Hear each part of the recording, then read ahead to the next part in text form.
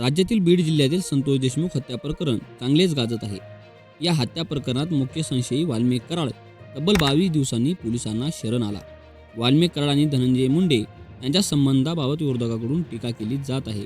भाजप नेते व अण्णासाहेब पाटील आर्थिक विकास महामंडळाचे अध्यक्ष नरेंद्र पाटील यांनी परभणीत मोठी घोषणा केली आहे. नरेंद्र पाटील यांनी बीडमधील गुन्हेगारी संपवण्यासाठी आता यापुढे प्रत्येक आठवड्यात 2 ते 3 दिवस बीडला मुक्काम करण्याची घोषणा केली. परभणीतील मोर्चात बोलताना नरेंद्र पाटील म्हणाले, आमचा समाज एकच मागणी करतोय, आकाला उचला आणि आकाच्या नेत्यालाही उचला. या आकाचा नेता धनंजय मुंडे आहे, त्यांचा राजीनामा घ्यावा. आमचे हे काही सोयरे नाहीत. अरे आम्ही जातीवंत मराठा आहोत. आमचे रक्त 96 कुळी आणि जातीवंत असणार आहे. नेता कुणीही असो, पण समाज महत्त्वाचा आहे. परभणीत सर्व पक्षीय, सर्व समाज आणि संघटनांनी एकत्र बैठक घेण्यात आली होती.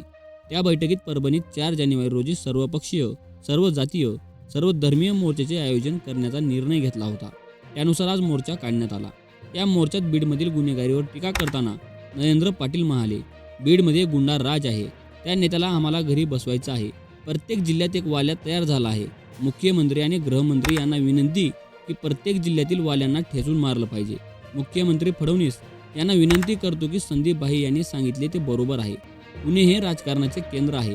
पुण्याचा नेता कोण आहे? दादा, मी तुमच्या पक्षात काम केले, तुमच्यामुळे आमदार झालो. पण आता एक आव्हान आहे. अजितदादांनी आपल्या नेत्याला मंत्रिपदावरून काढून टाकले पाहिजे. नरेंद्र पाटील अजित पवार यांना संबोधित करताना म्हणाले, दादा धनंजय मुंडे यांच्या राजीनाम्याची वाट पाहू नका. त्यांना हाताला धरून मंत्रिमंडळातून बाहेर काढा आणि गावाला पाठवा. बीडमधील गुन्हेगारी मोडून काढण्यासाठी आता सर्वांनी प्रयत्न करण्याची गरज आहे.